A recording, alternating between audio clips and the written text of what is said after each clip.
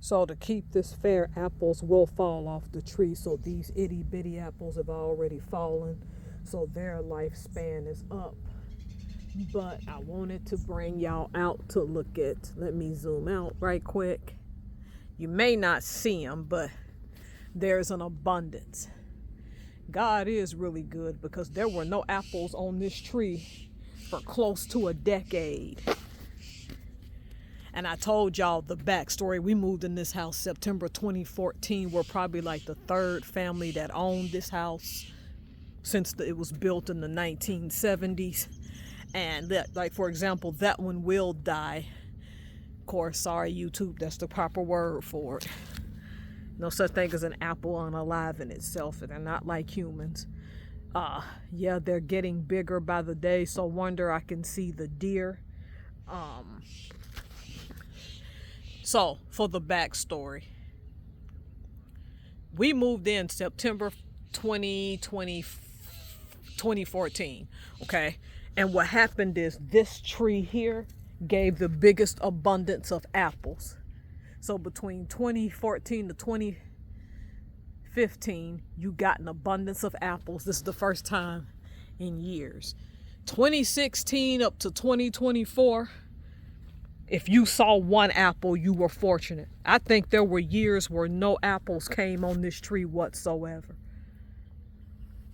So when I would drive by after coming from work and saw this many apples, it shocked me. This apple looked like it's going to be darn near pristine. This hasn't happened in years. I'm telling y'all, how this apple tree suddenly started springing apples after having none for close to a decade has to be God. That's the only person who controls this. And I'm guessing he's given me my greatest harvest in 2025. I think this would kind of be difficult for the deer to reach based on this steep right here, which is a good thing for me. Now, this tree, on the other hand, never really produced apples. My husband swears up and down he did. I never saw it. But in my whole time living in this house, on this second tree at the bottom, I've never seen this many apples on this tree. If you spotted one, it was like a unicorn. Now the harvest is many. And I mean, they're becoming a substantial size too. Naturally it would, because fall is apple season in the state of Washington. So the backstory is that these two trees did not produce apples at all. See, this second tree is now, for the first time since we've ever moved in this house, is outpacing this first one, which I didn't even think was possible. And again, the only way it can be is if God did it. And that's who I give the glory to for this. Because I would prefer to eat fruit off of my own trees.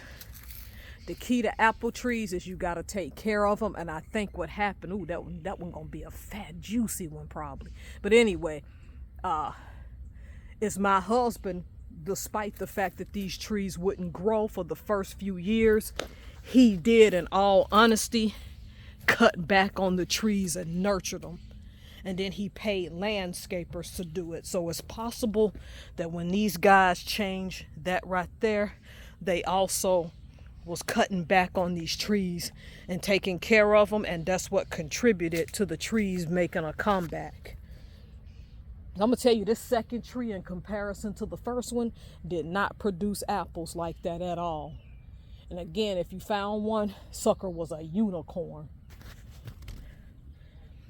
And I thought about, just for visual effects, getting a little bench and putting it down here.